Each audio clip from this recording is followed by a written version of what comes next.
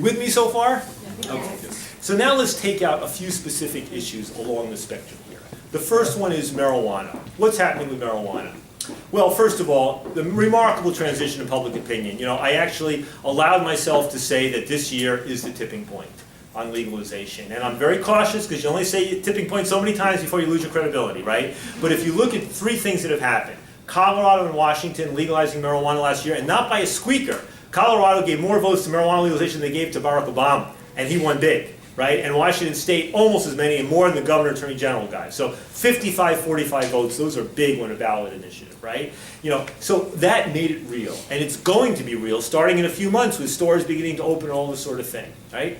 Second thing, the Justice Department. I thought they were going to give a yellow light, go real slow here, but instead, you know, Eric Holder, Attorney General, a few months ago said, that gave him a light that was a lot more greenish than I expected, right? Basically said, here's the criteria, the 8 criteria for you to proceed, and some indication that maybe they were taking a look at the old 1970 federal drug control law, which governs American federal drug policy, and realizing it's not a hyper-moralistic document. It's a document that's about reducing the harms of drug use to public health and safety. And you actually hear the Deputy Attorney General saying, we think there's a possibility that what Washington and Colorado are doing by trying to responsibly regulate marijuana may better advance public health and safety than when continuing with the failed prohibitionist policy of the past, right? Actually opening up to that. Meanwhile, down in Uruguay, little country, it looks like they will legalize, become the first country to do so in the next few weeks as well, right? So that's the second thing. The third thing are these public opinion polls. Gallup poll's been asking the same question about legalizing marijuana for 40 years, right? It was down in up to 30% in the late 1970s when Jimmy Carter was president, dropped down to the mid-20s, low 20s under Reagan, crawled its way up to the mid-30s as of about 8 years ago. It hit 48% last year, and it jumped 10 points to 58% of Americans now saying they support legalizing marijuana. 58%, right? Almost every age group except, I think, people in their 40s and their 80s. 40s are a weird group. You know, Nancy Reagan generation or having young kids or something, right? But I mean, a remarkable transition. The private polling we're doing in many states across the country are showing, once again, similar sorts of numbers. Depending on how you ask the question, from 53 to 65%, right?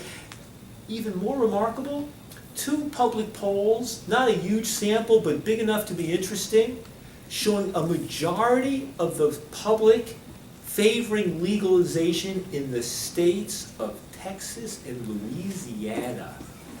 Now, if polls found that in Texas and Louisiana, is there a possibility they might find it in Georgia? Who the hell knows, but I'm awfully curious to find out, right? How you frame the question, you want to legalize marijuana? Well, that's sometimes not the best way.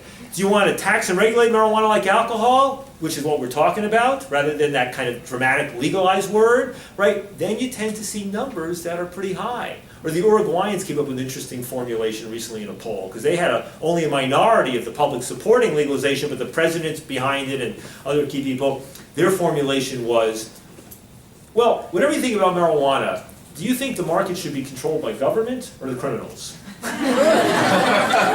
That got a very good result.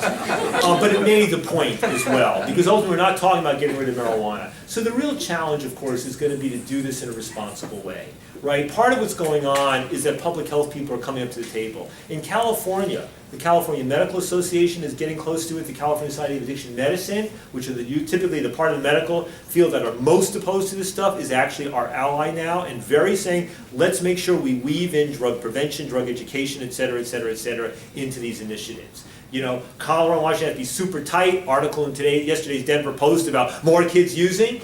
Part of the problem here is we know that, at least with decriminalization, the evidence shows, comparative evidence on decriminalization, that basically the harshness of a country's drug laws in a free society does not influence the levels of consumption. In other words, so you have societies with tough drug laws and high levels of consumption, like the US, tough drug laws and low levels of consumption, like Sweden, lenient drug laws and low levels of consumption, like the Netherlands, lenient drug laws and high levels of consumption, like you'll find in Southern Europe. By and large, there's not a relationship right? So decriminalization or criminalization does not determine levels of use. What it does is determine numbers of arrests, incarceration, whether you treat addiction up front as a health issue, a criminal issue, et cetera, right? Legalization, when you have like an alcohol tobacco model, is a different story. But the fact of the matter is, a big question is going to be, can we do this right? Marijuana use, even if we kept the criminal laws in place, might jump anyway. Right? You know, marijuana use jumped during the 1970s when it was criminal all over the place. So, to some extent, consumption patterns, you know, the causal relationship between changes in laws and policies and levels of use or problems is very, very, you know, uncertain. But there's going to be a spin game going on from my side and the other side about how we interpret what's going on there, right? Vaporization is going to become more and more the way that this stuff is consumed. What's that going to mean? Fewer harms, especially for heavy users. But it also means you'll be able to consume in a place like this, because you can be having, like, it looks like a pen. You take a couple of sucks, as long as you don't blow out right away. Nobody knows, nobody smells, no secondhand smoke. It means that the time and place limitations on consumption will become less, but the harms of overconsumption will be less, and also because when you vaporize, you actually consume less per inhalation than you do in smoking. So there's going to be a shift with vaporization. But by and large, the key is going to be taking marijuana out of the criminal justice system. It's not most of the people behind bars and drug charges, but it's half the drug arrests in this country. And every single place in America, if you randomly stop 100 black kids, 100 brown kids, 100 white kids, roughly the same percent are going to have weed in their pocket. Black kids maybe slightly less. But in every place in America, the black kids are 3 to 10 times more likely to be arrested and get a criminal record. And you here in Atlanta, especially Fulton, not DeKalb County, Fulton County for some reason, you are at the top, 7-to-1 average black comparison. Is there any justice equity rationale? One can always say you get more cops in the black neighborhoods, there's more crime there, okay. Stopping and searching more black kids, there's a bigger debate about that issue. But the fact that in engaging in a public safety crime control policy and stopping more black kids, that the kids who happen to have a little joint in their pocket are the ones getting a criminal record for the first time in their life, whereas the white kids, there's something fundamentally unfair. That's helped transform the discussion in places like New York and also in the African American community. It's one reason why the state NAACP chapters, a socially conservative organization, are now supporting marijuana legalization in the states where you see this stuff on the ballot. So marijuana, taking out of the criminal justice system, is there a chance that use will increase? Yes.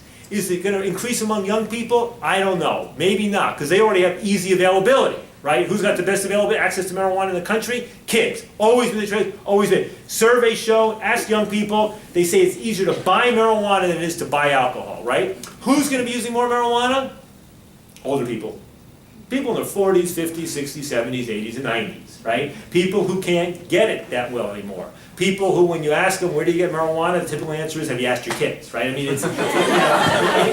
but for them, understanding that, especially when you get older, it helps with those aches and pains, with that, what do you call that, leg syndrome thing, with the arthritis, with the appetite, the stomach. I mean, all the little ways in which cannabis is a palliative type thing, the ways in which people who start not to like alcohol so much may prefer that, all the ways in which marijuana adds a little comfort to life. I think that's where we're going to see it, and mostly not in the form of joints. It's going to be in edibles and lozenges, it's going to be in inhalables and things like that. So we may see some significant increase, but I think we can reduce the net harms of marijuana consumption while dramatically and almost eliminating the harms of prohibition, right?